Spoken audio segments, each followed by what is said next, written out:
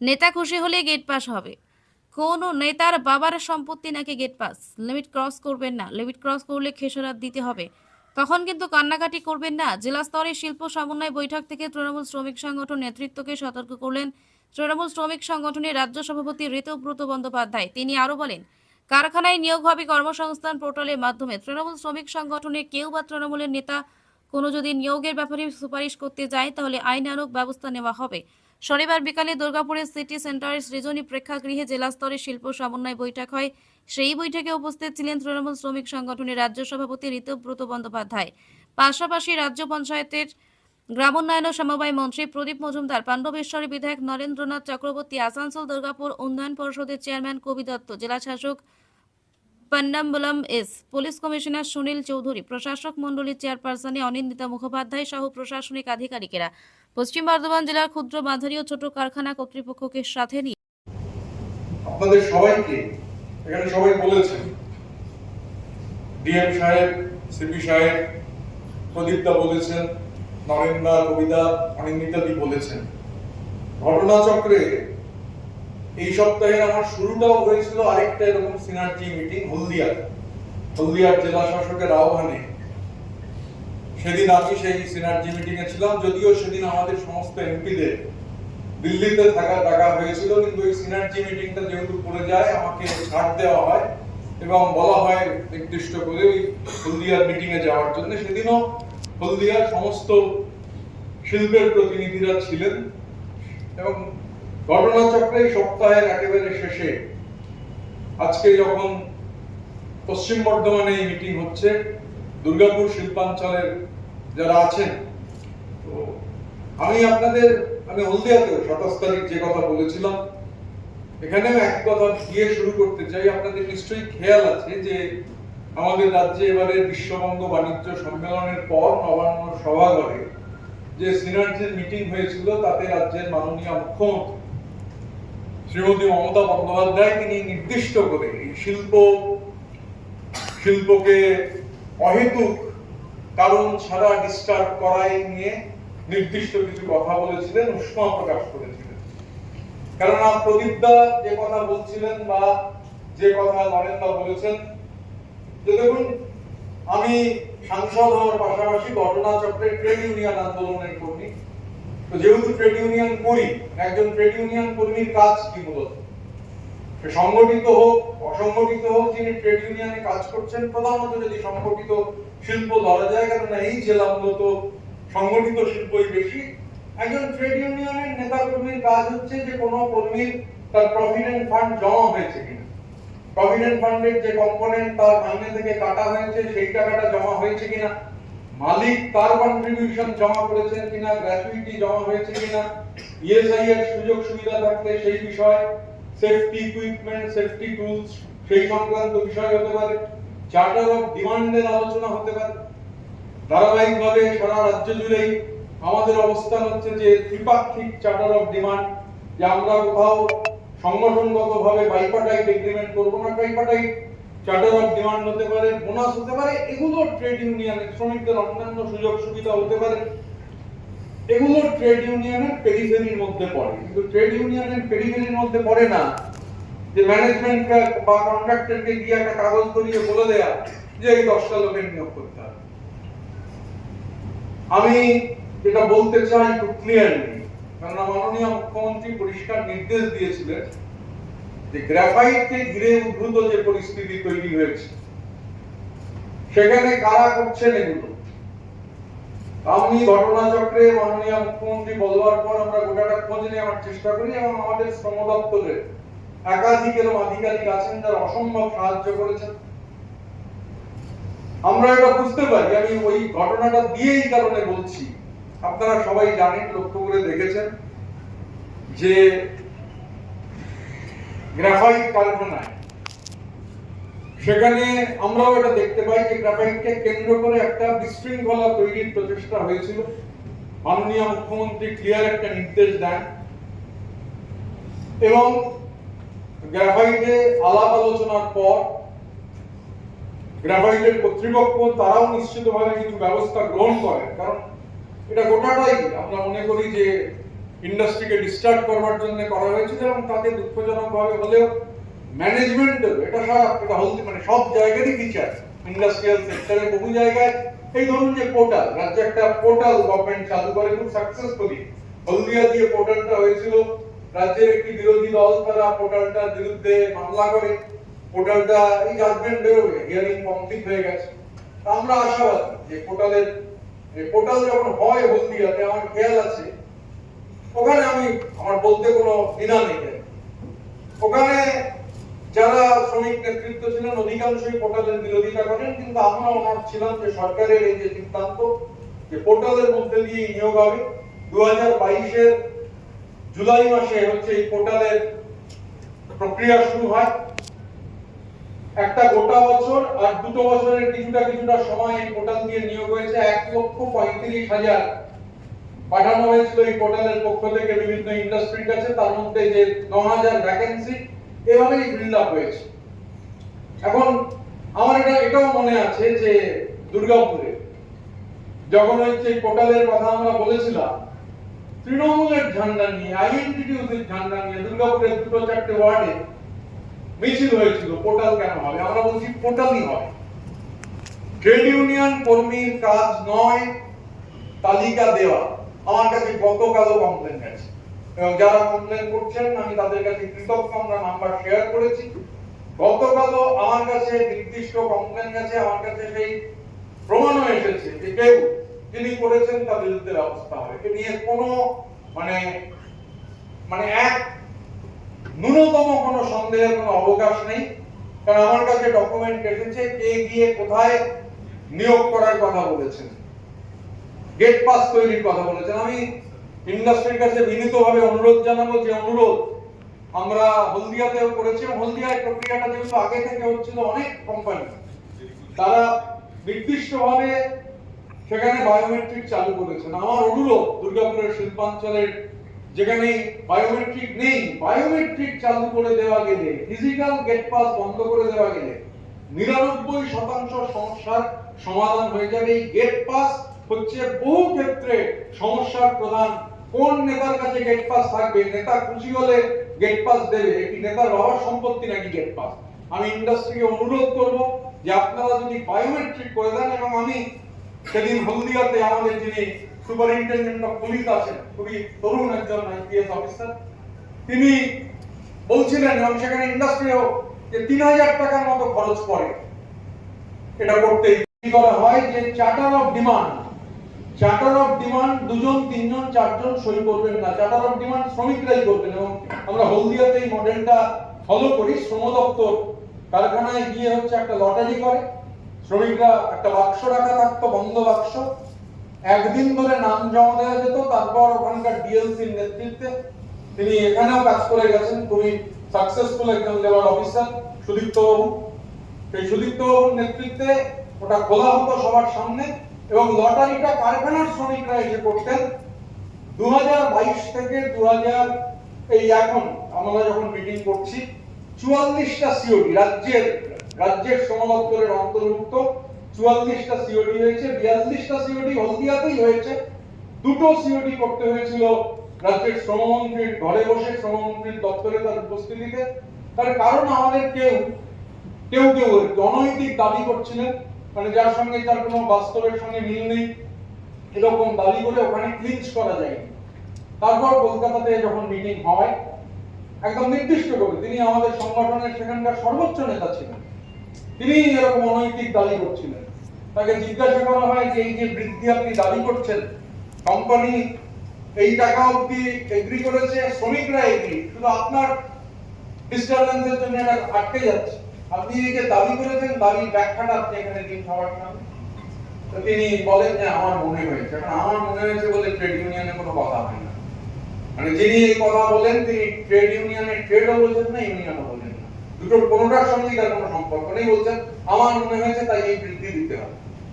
এখন কমপ্লেন হয়, এবং এছাড়াও কমপ্লেন ছিল, যেহেতু মাননীয় মুখ্যমন্ত্রী পরিষ্কার নির্দেশ হচ্ছে যে 10 বার 15 বার 20 বার প্রয়োজনে আলোচনা হতে পারে কোনো একটা সাবজেক্ট নিয়ে, শ্রমিকদের দাবি দেওয়া একাধিকবার বারবার টেবিলে বসা যেতে পারে, কিন্তু কোনো অবস্থায় শ্রম দিবস নষ্ট করা চলবে না, স্ট্রাইক করা চলবে না, এবং স্ট্রাইক করতে গিয়ে আমাদের তমলুক সাংগঠনিক জেলা যার মধ্যে হলদিয়া পড়ে, গত 3 বছরে সেখানে হচ্ছে 3 জন সভাপতিকে বদলাতে হয়েছে। তারপরও যারা শিক্ষা নেননি তারা যেটা করেছেন, অনেকে স্ট্রাইক করেননি কিন্তু গো স্লো মেকানিজম একটা চালু করেছেন, যে স্ট্রাইক হলো না, স্ট্রাইক না নয় কিন্তু আমরা স্লো করে দিলাম। এটা দুর্গাপুরে আমি এই ফেনোমেনা দেখেছি যে স্ট্রাইক নেই, কারণ স্ট্রাইক করলে মুখ্যমন্ত্রীর নজরে ব্যাপারটা আসবে, অন্যরকম সমস্যা হবে। তাই স্ট্রাইক না করে গো স্লো, আমি এখানে ইন্ডাস্ট্রি মিটিং এ বলে দিতে চাই যে নির্দিষ্ট করে কেউ যদি গো স্লো করেন, আইএনটিটিউসি তার দায় বা দায়িত্ব কোনোটাই নেবে না। আপনাদের যে মেকানিজম আছে, ল খুব নির্দিষ্ট, তাতে তাকে আপনি চিঠি দেবেন, শোকজ করবেন, শোকজের উত্তর চাইবেন, না পেলে ব্যবস্থা নেবেন। আইএনটিটিউসি তার হয়ে বলবে না যে কেউ গো স্লো করবে তাকে আইএনটিটিউসি সাপোর্ট করবে না। এবং আমি একটা কথা খুব নির্দিষ্ট করে বলতে চাই, খুব জরুরি কথা, সেটা হচ্ছে দেখুন আমাদের এখানে 12 জনের কোর কমিটি, হলদিয়ায় 9 জন হয়েছে। আমি এই কথা হলদিয়াতে বলে এসেছি, আর এটা এখন দুর্গাপুরে পাবলিকলি বলতে চাইছি এবং সংবাদ মাধ্যমকে অনুরোধ করব। এখন নানান ধরনের সংবাদ মাধ্যম আছে, কিন্তু যুক্তিনিষ্ঠ সংবাদ মাধ্যম তারা আছেন এখন আমাদের রাজ্যে, আমরা বিশ্বাস করি। সেই সংবাদ মাধ্যমের একটা বড় অংশ হলদিয়াতেও এই খবর করেছিলেন। আমরা মিটিং করার পর আমরা চাই এই খবর জনমানুষে যাক, যে আমাদের এখানে কোর কমিটি হচ্ছে আইএনটিটিউসির কোর কমিটি। আমি যেহেতু আইএনটিটিউসি করি, আইএনটিটিউসির কোর কমিটি আমাকে নিয়ে 12 জনের। আমি ছাড়া যে 11 জন আছেন তাদের মধ্যে কেউ যদি কোনো ম্যানেজমেন্টের কাছে নিয়োগ সংক্রান্ত সুপারিশ নিয়ে যান, কোন ধরনের অন্য অনৈতিক দাবি করেন, আপনাদের সবার কাছে আমার নাম্বার আছে, আর আমার নাম্বার পাবলিক, আমাকে জানাবেন, জেলা প্রশাসন আছে তাদের জানাবেন। তো 11 জন হলো, আর আমিও যেহেতু এই 12 জনের কমিটির মেম্বার, এই কমিটির চেয়ারপারসন, আমি ঘটনাচক্রে গত 4 বছরে রাজ্যের পাহাড় থেকে সাগর অবধি কোন জায়গায় একটা সিঙ্গেল সুপারিশও করিনি। কেউ যদি বলতে পারেন যে ঋতব্রত একটা সুপারিশ করেছেন, এক্ষুনি রেজিগনেশন দিয়ে দেবো, কিন্তু তা সত্ত্বেও আমিও যদি সুপারিশ করি, আমিও যদি নিয়োগের জন্য আপনাকে অনুরোধ করি বা আপনাদের অনুরোধ করি বা অন্য কোনো অনৈতিক দাবি করি, সঙ্গে সঙ্গে আমার ক্ষেত্রে জেলার শাসক এবং এখানে কমিশনার অফ পুলিশ তাদের কাছে আমার নামে সঙ্গে সঙ্গে কমপ্লেন করবে। এবং এটা তো গেল আমাদের 12 জন, এর বাইরে আমাকে অনেকে জিজ্ঞাসা করেছেন। এর মধ্যে আমি বলছি, এর বাইরেও কোনো জনপ্রতিনিধি আপনার কাছে গিয়ে নির্দিষ্ট করে এই যে সিস্টেম রয়েছে, ডিস্ট্রিক্ট ম্যাজিস্ট্রেট তার মাথায় রয়েছে। আমি প্রদীপটা অলরেডি বলেছি যে শিল্পের, আমি হলদিয়াতে হলদিয়ায় যে মিটিং, আমাদের সে মিটিং পাবলিক ছিল, মিডিয়া সেখানে ছিল, সেখানে একটা ফেনল প্ল্যান, প্রচুর লোক লাগবে। আমরা সেখানে অনুরোধ করেছি যে আপনারা আমাদের শ্রম দপ্তরের কাছে যথেষ্ট ডেটা রয়েছে, যথেষ্ট নাম রয়েছে, এমপ্লয়মেন্ট ব্যাংক রয়েছে, জব ফেয়ার হয় জেলাগুলোতে, জেলা শাসকের কাছে নাম রয়েছে, সিভিল অ্যাডমিনিস্ট্রেশন, পুলিশ অ্যাডমিনিস্ট্রেশন, সেখান থেকে নাম নিয়ে ইন্টারভিউ করুন। আমরা সেদিন হলদিয়ায় দেখেছি, হলদিয়া পেট্রোকেমিক্যালের মতো বড় সংস্থা যারা ওখানে রাজ্যের এই মুহূর্তে সব থেকে বড় ফেনল প্ল্যান্ট তৈরি হচ্ছে, অনেক লোক লাগবে। তারা বলেছেন যে তারা জেলা শাসক এবং জেলা সিভিল এবং পুলিশ অ্যাডমিনিস্ট্রেশনের সাহায্য নেবেন। জেলা শাসকের কাছে যে নাম রয়েছে, পোর্টালটা আপাতত পেয়েছি। এরকম কেউ বলছে না, মানে গিয়ে অনৈতিক ডিমান্ড করছে। আমি বললাম যে তো কেউ নয় আইএনটিটিউসি, এবার আইএনটিটিউসির কেউ না হলে আমি তার দায় নিতে পারবো না। আমি বললাম যে আপনি আমার কমিশনার অফ পুলিশের কাছে সাহায্য করুন।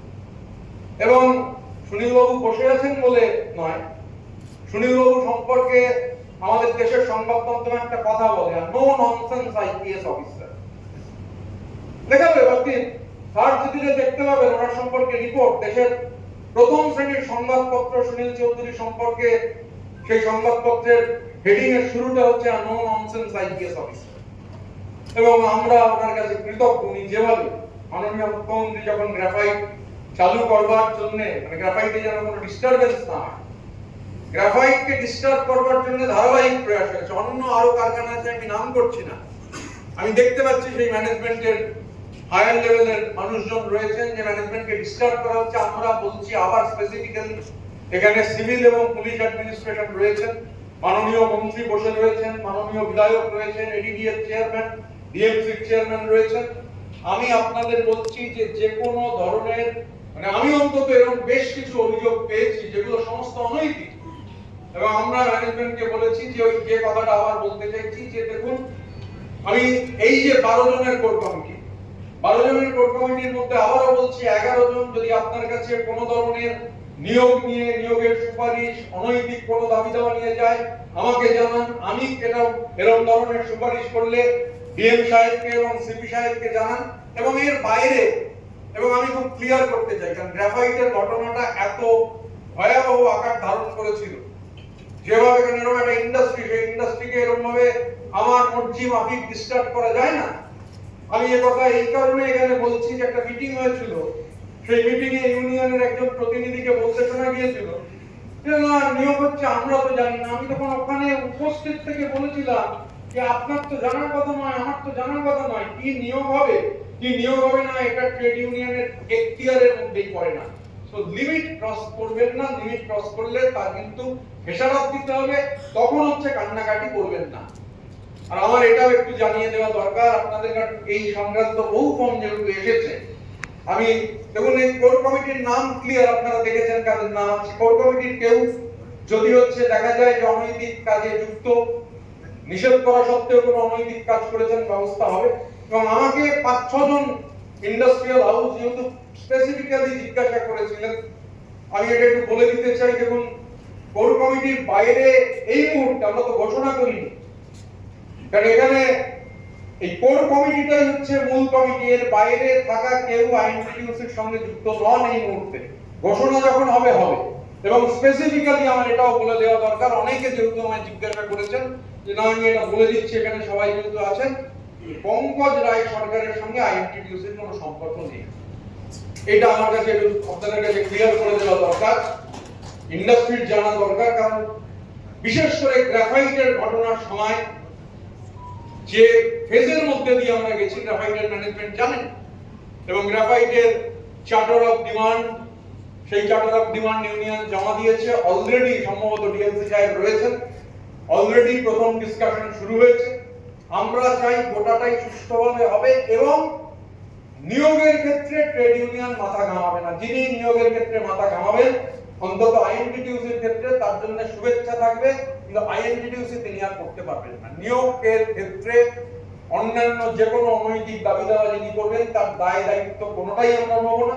এবং আমরা সাহায্য চাই। আমি এই একটু আগেই প্রদীপদা নরেন্দ্রর সঙ্গে কথা বলছিলাম, আমরা এরপরে ডিএসপির ম্যানেজমেন্টকেও ফর্মালি চিঠি লাগবে হলদিয়াতে দুটো। যে কথাটা সবথেকে জরুরি যে ট্রেড ইউনিয়নের কাজ নয় নিয়োগ ঠিক করা, কে নিয়োগ হবে এই নিয়োগ ম্যানেজমেন্ট ডেটাবেস নিয়ে নেবেন, ডিস্ট্রিক্ট অ্যাডমিনিস্ট্রেশনের থেকে ইন্টারভিউ করবেন, করবেন, ট্রেড ইউনিয়নও করবেন, আর হচ্ছে নিয়োগের কাগজও নিয়ে গিয়ে বলবেন যে নিয়োগ করতে হবে। দুটো কিন্তু একসঙ্গে হবে না। Enough of examples. শুধু পূর্ব মেদিনীপুরের তমলুক সাংগঠনিক জেলায় খেসারত দিতে হয়েছে। পরপর 3 জন সভাপতি, একজন অবজারভার, তাদের মধ্যে অনেকে আবার অ্যারেস্ট হয়েছে।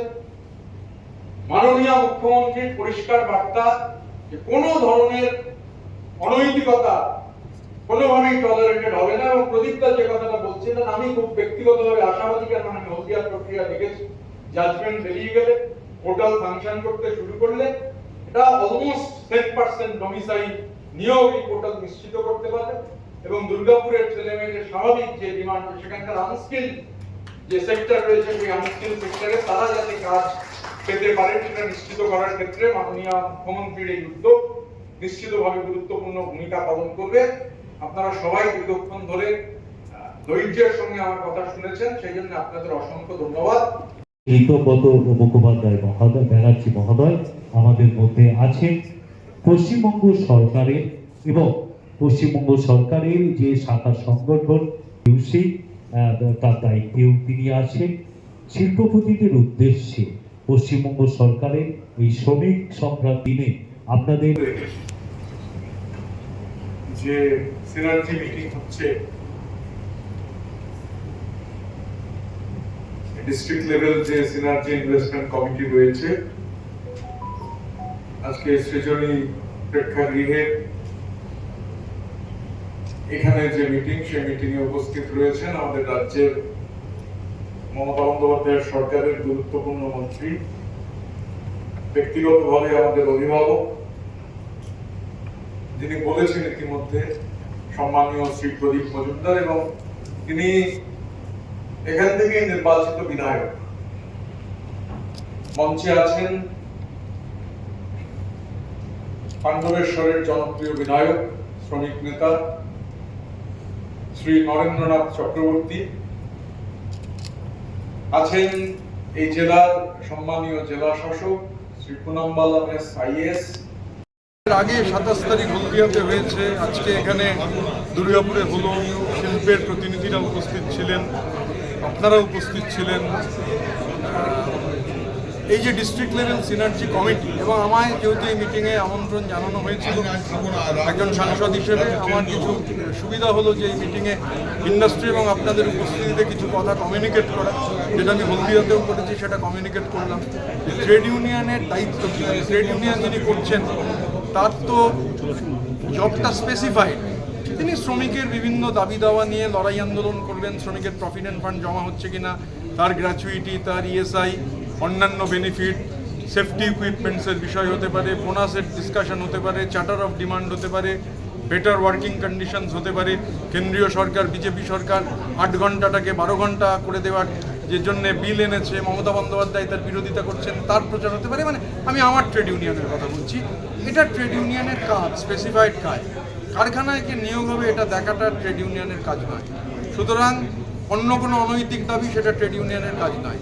আর message is very loud and clear. কেউ যদি এটা করতে চান তাহলে তাকে আর মানে তার যে কারণে গোটা রাজ্য এবং মাননীয় মুখ্যমন্ত্রী বারবার এই কথাটা বলছেন যে ট্রেড ইউনিয়ন তার স্পেসিফিক এরিয়ার মধ্যে থাকুক। আমরাও বারবার বলছি যে আমরা যে কারণে এটা ক্লিয়ারলি আজকে এখানে যেহেতু সুযোগ হলো সিনার্জির মিটিং এবং আমার এখানে আমন্ত্রণ জানানো হয়েছিল, সেখানে আমি ক্যাটেগরিক্যালি আমাদের যেটা বক্তব্য, আমরা যেটা চাইছি যে শ্রমিকের মাননীয় মুখ্যমন্ত্রীর যে কথা, শিল্প বান্ধব এবং শ্রমিক বান্ধব পরিবেশ, তাতে প্রয়োজনে 10 বার, 15 বার, 20 বার আলোচনা হবে, কিন্তু কোনো ধরনের ডিস্টারবেন্স নয়, কারখানায় প্রোডাকশন স্লো ডাউন করে দেওয়া নয়, অন্য ধরনের বিশৃঙ্খলা সৃষ্টি করা নয়।